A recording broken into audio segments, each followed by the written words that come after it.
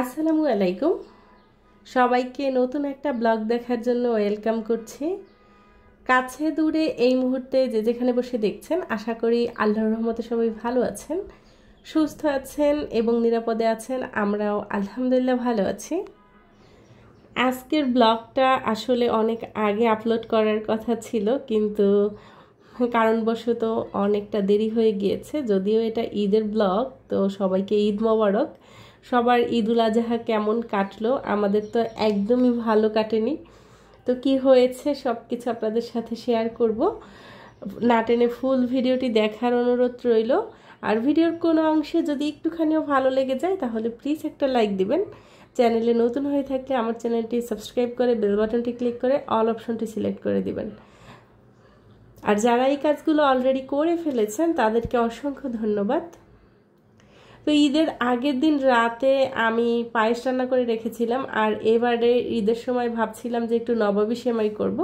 তো নবাবী সেমাই করতে গেলে যে গুঁড়া দুধের প্রয়োজন হয় সেটা আমি একদমই ভুলে গিয়েছিলাম। যখন সেমাই রান্না করতে গিয়েছি তখন মনে পড়েছে যে এখানে তো আমার একটু পাউডার মিল্ক লাগবে। তো পাউডার মিল্ক যেহেতু ছিল না, তাই আমি নবাবী সেমাইটা রাতে বানাইনি, সকালবেলা একদম ভোরবেলা উঠেই আমি সেমাইটা বানিয়ে নিয়েছি। আমি যখন নবাবী সেমাই রান্না করি আগের দিন বানিয়ে তারপর ফ্রিজে রেখে দিই, যেহেতু এই সেমাইটা একটু ঠান্ডা ঠান্ডা খেতে ভালো লাগে। তো কি আর করা, ওই যে গুঁড়ো দুধের অভাবে আর রাতের বেলা বানাতে পারিনি।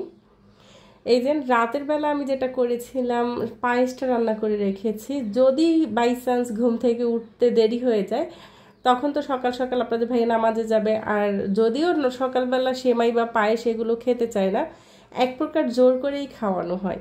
তার সকালবেলা উঠেই প্রয়োজন, ঈদ হোক কোরবানি হোক, গরুর মাংস দিয়ে ভুনা খিচুড়ি। তো রাতের বেলা আমি রান্না বান্না ক্লিয়ার করে রেখেছি, মানে পায়েসটা রান্না করে রেখে দিয়েছি। তারপর অনেকক্ষণ বসে বসে একা একা একটু ঘরটা গুছিয়ে নিয়েছি। যদিও দুই বেডের মধ্যে সবাই এখন ঘুমিয়ে পড়েছে, আমি একা একা সজাগ ছিলাম, তো যতটুকু পেরেছি গুছিয়ে রেখেছি। আর এদিকে আমার বাসার পর্দাগুলো একটু পুরনো হয়ে গিয়েছে, একটু না অনেকটা পুরনো হয়ে গিয়েছে। তারপরও বোঝা যাচ্ছে না যেহেতু এটা একদম ডিপ কালারের। কিন্তু ব্যাপার যেটা হচ্ছে, এই যে পর্দাগুলো না অনেক পাতলা। আমার যে পূর্ব সাইডের জানালা, সেই জানালা থেকে প্রথম সূর্যের যে আলোটা আসে ওটাই এসে আমার বিছানার উপরে পড়ে, আর সারা দিনে ঘুমানো যায় না। সারা দিনে বলতে কি 6টার পরে আর বিছানার মধ্যে ঘুমাতে পারি না। আমি যদি উঠে যাই, কিন্তু মারিয়মের খুব প্রবলেম হয়, জানালা থেকে একদম রোদ এসে পুরো বেড গরম হয়ে যায়। তো যার কারণে আমি কিছু পর্দা অর্ডার করেছিলাম ঈদের আগেই। যদিও এটা ঈদ পারপাস ছিল না, তারপর ভাবলাম যে ঈদের আগে আগে আনি, একটু ঘরটাও গোছানো হবে, দেখতেও ভালো লাগবে। তো এই যে আমি আকাশি কালারের পর্দাগুলো এনেছিলাম, হোয়াইট কালার এবং আকাশি কালার। দেখলাম যে এটার সাথে ম্যাচিং একটা বেডশিট আমার বাসায় আছে, তো যেই কথা সেই কাজ, এটাই আজকে বিছিয়ে দিয়েছি। আর মারিয়ম অলরেডি ঘুম থেকে উঠে গিয়েছে, তো মারিয়মের বাবা উঠেছে, তারা এখন বাহিরে গেছে। এই ফাঁকে আমি চট করে ঘরটা একটু গুছিয়ে নিয়েছি। পর্দাগুলো আমি অনলাইন থেকে এনেছি, আর রাতের বেলা পর্দাগুলো লাগিয়েছি। আর আজকের সকালটা একদম অনেক ভালো কেটেছে, মানে বাহিরের সূর্যের আলোটা আর ভেতরে আসেনি, বেশ ভালোই লেগেছে। তো এই যে পাতলা পাতলা পর্দাগুলো, এগুলো আমি অনলাইন থেকে এনেছিলাম। একটা পর্দা কেটে আমি ব্যালকনিতে 2টা পর্দা বানিয়েছি। আর এই যে সুতার যে টার্সেলগুলো, এগুলো আমি ঈদের দিন রাতে বসে বসে বানিয়েছি। উল সুতা ছিল বাসায়, সেই সুতা দিয়ে আমি একটু ডিজাইন করেছি। যেহেতু এটা একদম সাদা, দেখতে কেমন জানি আমার কাছে লাগছিল, খালি খালি লাগছিল, ভালো লাগছিল না। তো যাই হোক, আমি আমার সাধ্যের মধ্যে একটু চেষ্টা করেছি পরিপাটি করে ঘরটা গুছাতে।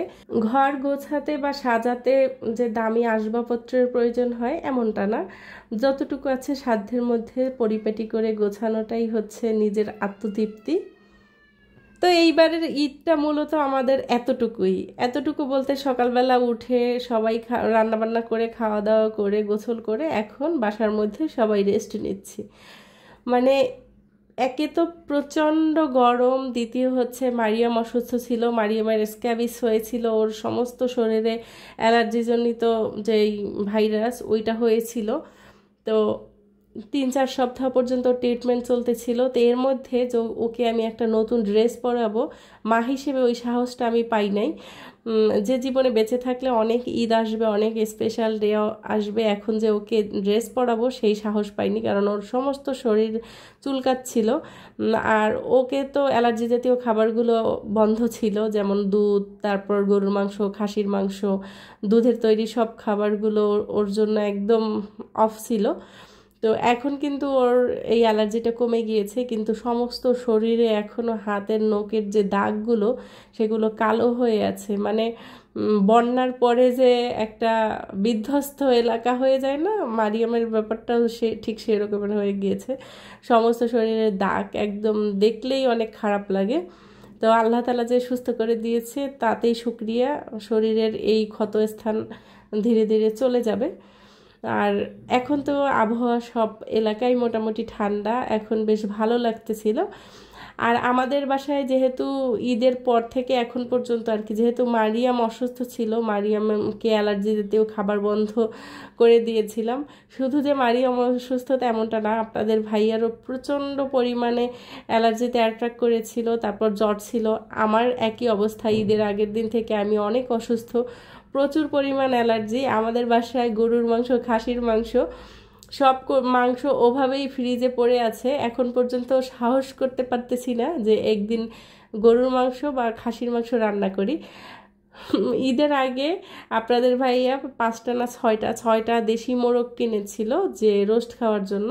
তো সেই দেশি মোরগ দিয়েই আমাদের আর কি এবারের ঈদ পার হয়ে গিয়েছে।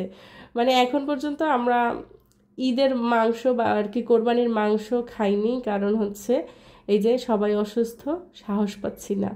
আল্লাহর রহমতে এখন মোটামুটি সুস্থ, তো এরপরে খাওয়ার অনেক সময় পাবো, কিন্তু খেয়ে যে আরও বেশি অসুস্থ হয়ে যাব সেটা আসলে আমরা কেউ চাইনি। তো ঈদ চলে গিয়েছে তাও অনেক দিন হয়েছে, মানে 9, 10, 11 দিন, সম্ভবত 11 দিন, সঠিক বলতে পারতেছি না, তবে খুব সম্ভবত 11 দিন। তো আজকে আবহাওয়া অনেক ভালো ছিল, ঠান্ডা ঠান্ডা ছিল, সকাল থেকে বৃষ্টি। তো ভাবলাম আজকে একটু মাংস, মুরগির মাংসর সাথে একটু পোলাও রান্না করব। আর মুরগির মাংস পোলাও রান্নার সাথে সবসময় আমাদের বাসায় একটু সবজি রান্না হয়, তো সবজি রান্না করছি। তো এই তো এভাবেই আসলে আমাদের ঈদ কেটেছে। প্রচণ্ড গরমের পর এখন একটু আবহাওয়াটা মোটামুটি ভালো, বেশ ভালোই লাগছে।